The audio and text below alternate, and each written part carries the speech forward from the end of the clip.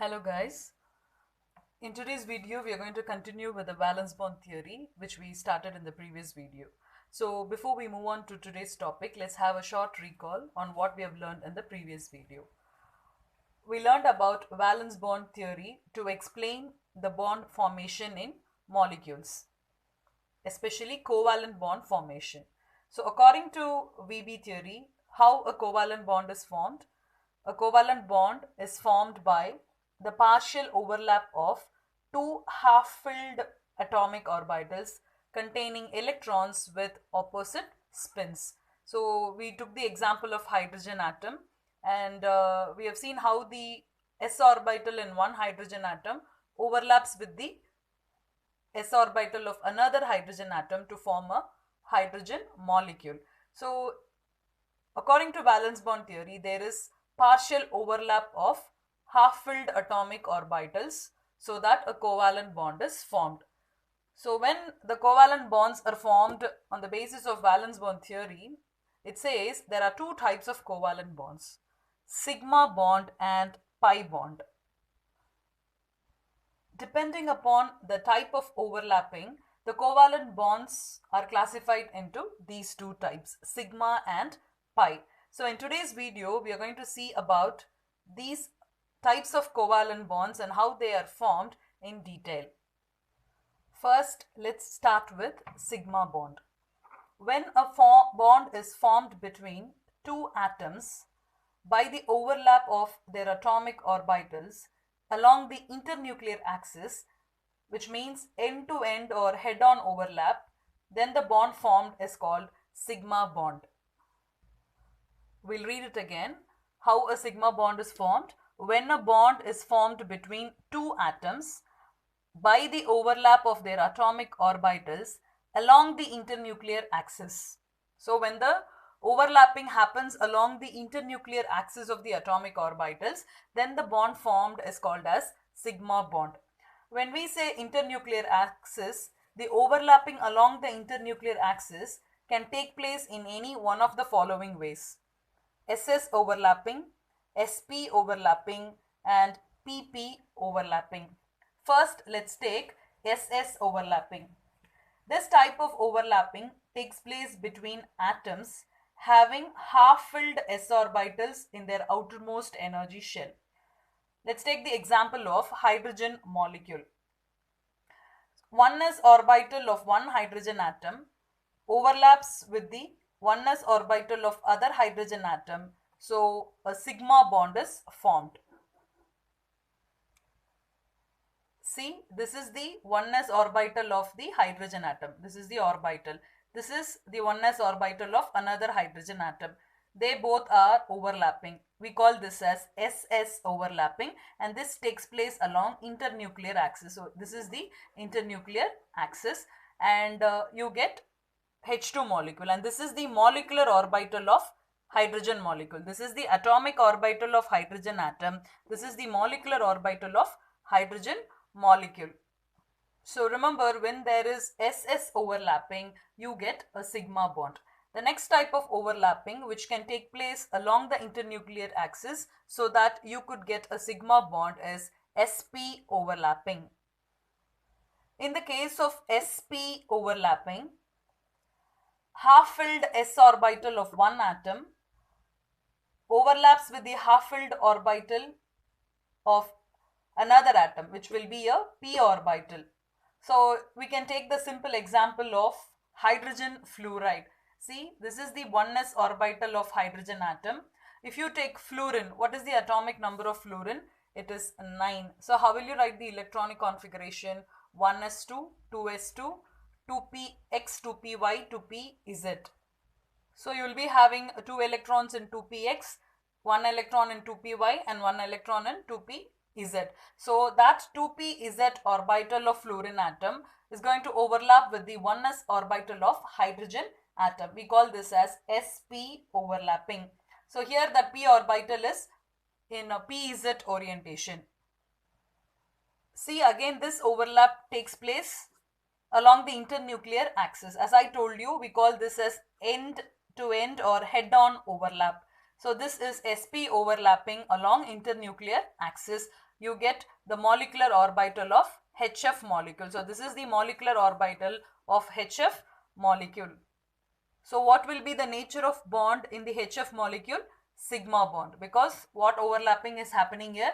sp overlapping, and that is happening along the internuclear axis. The last overlapping which can give you a sigma bond is pp overlapping. In this type of overlapping, it occurs between p orbital of one atom and the p orbital of another atom. Let's take the example of fluorine atom. We said in fluorine atom you have pz orbital which has half-filled orbital. So this 2pz orbital of atomic orbital of fluorine atom.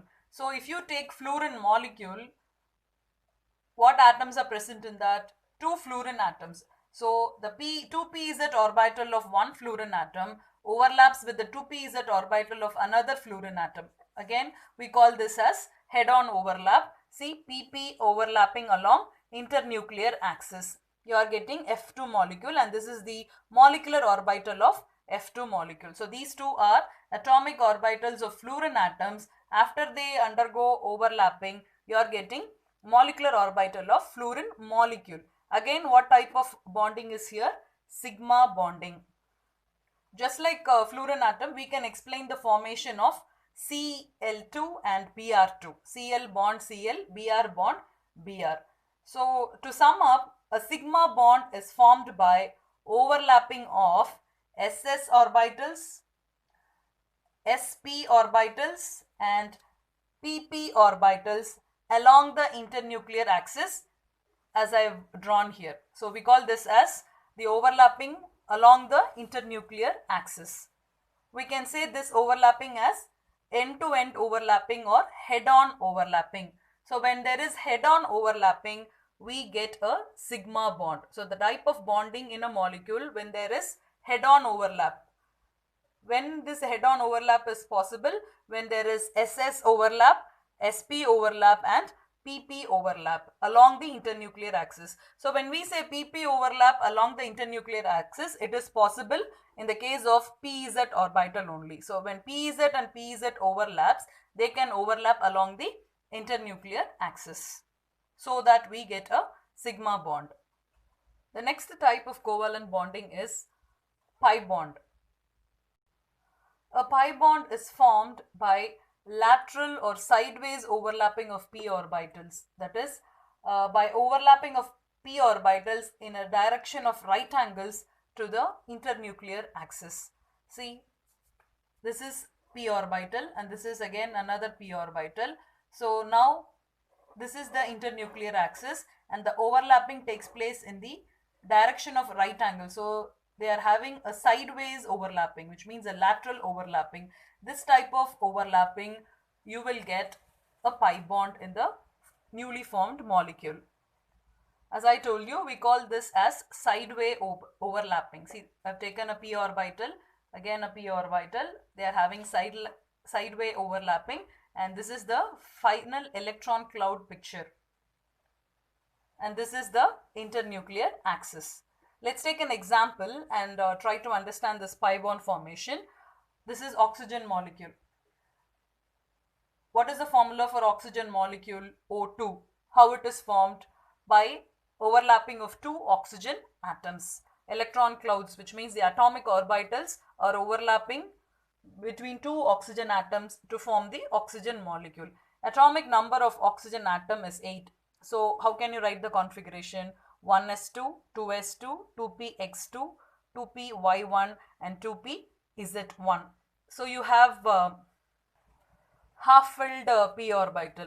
In the case of oxygen molecule, both the half-filled p orbital are undergoing bond formation. So which means they are going to overlap. So here py1 and pz1. So let's take this as two half-filled p orbitals of oxygen atom.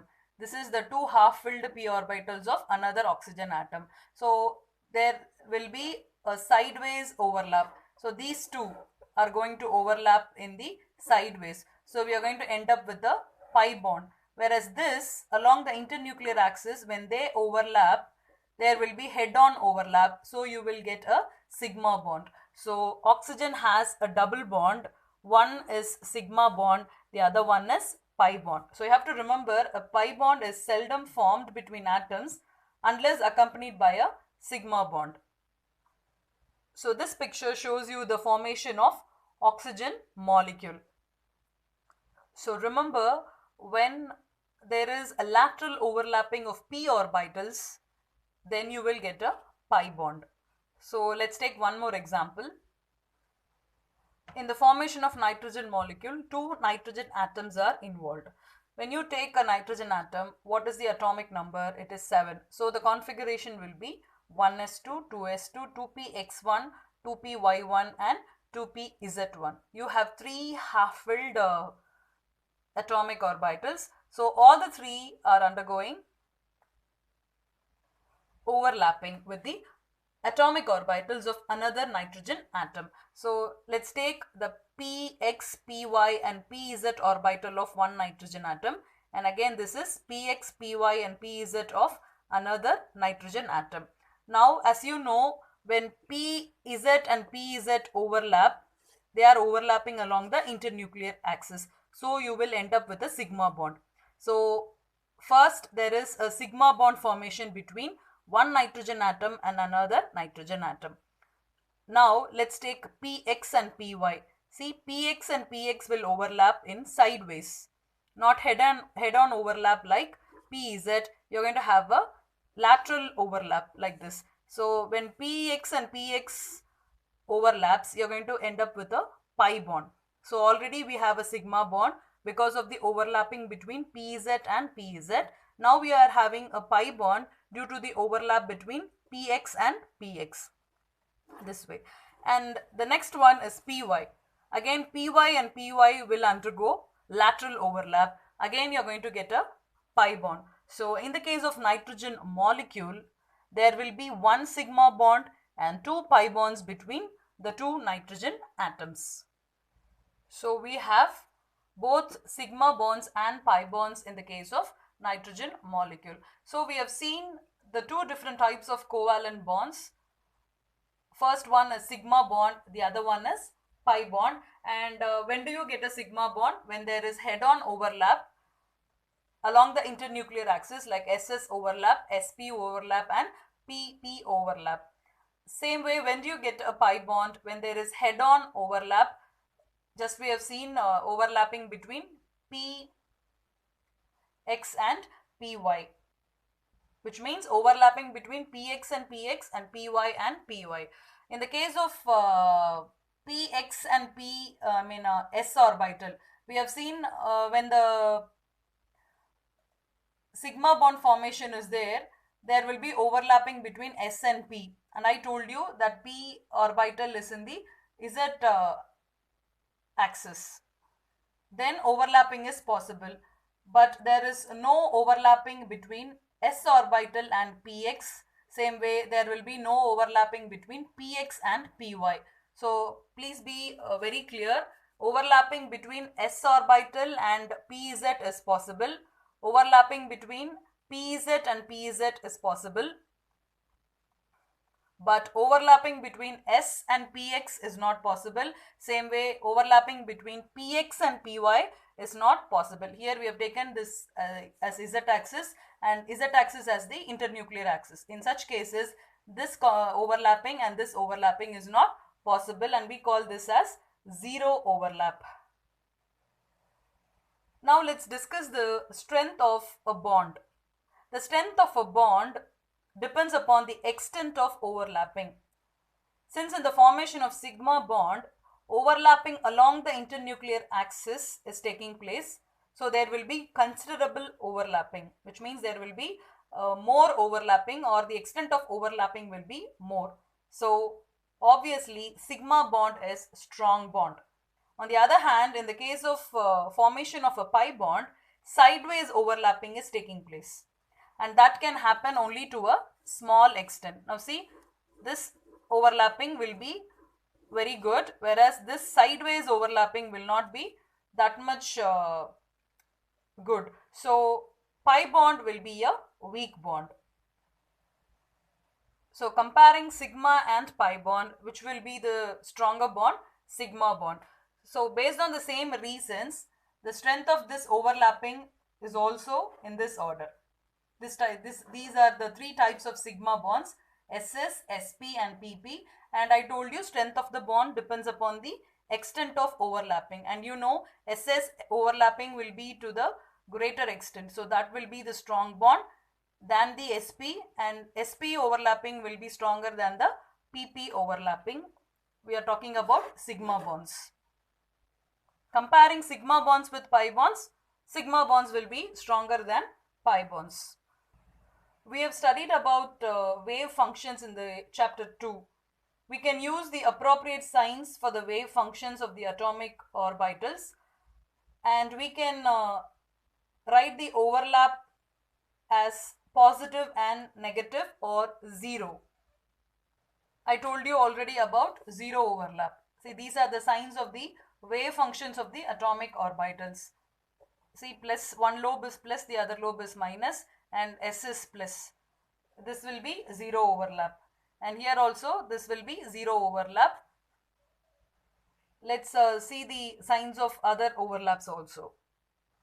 These are the positive negative overlaps of S and P atomic orbitals. We call this as in phase overlap, and this as out of phase overlap. I'll be teaching about this wave functions and the signs in the molecular orbital theory. So as for now, you just see how this overlapping is taking place. Here this overlap is between S and PZ.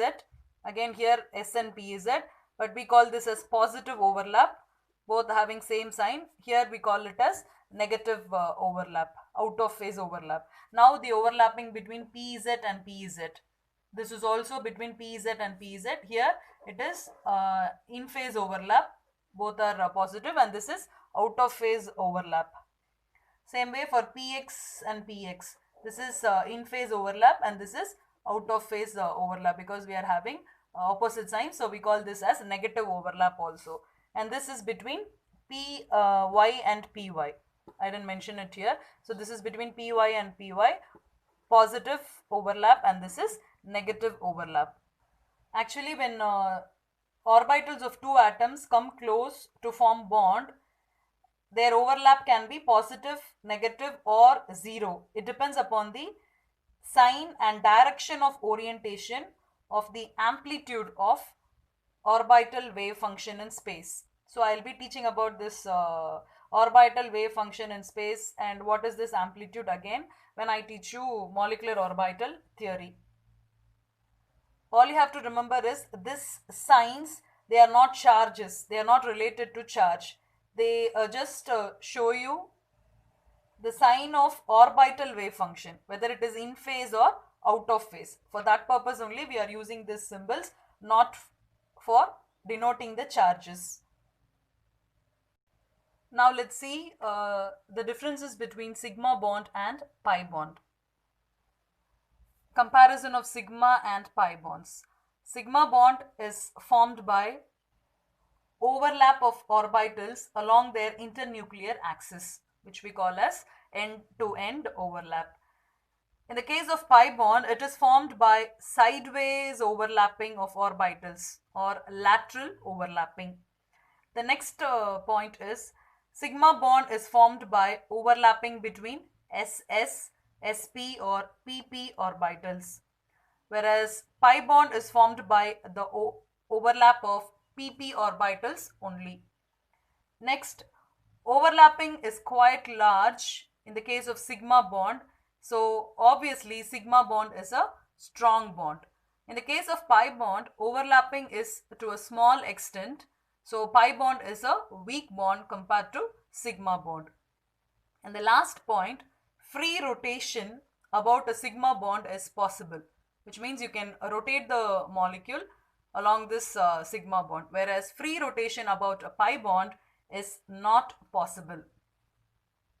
Because in the case of a pi bond, when there is rotation, overlapping vanishes, so the bond breaks. So free rotation is not possible in the case of pi bond, whereas it is possible in the case of sigma bond. So all you have to remember is there are two types of covalent bonds. One is sigma bond, the other one is pi bond.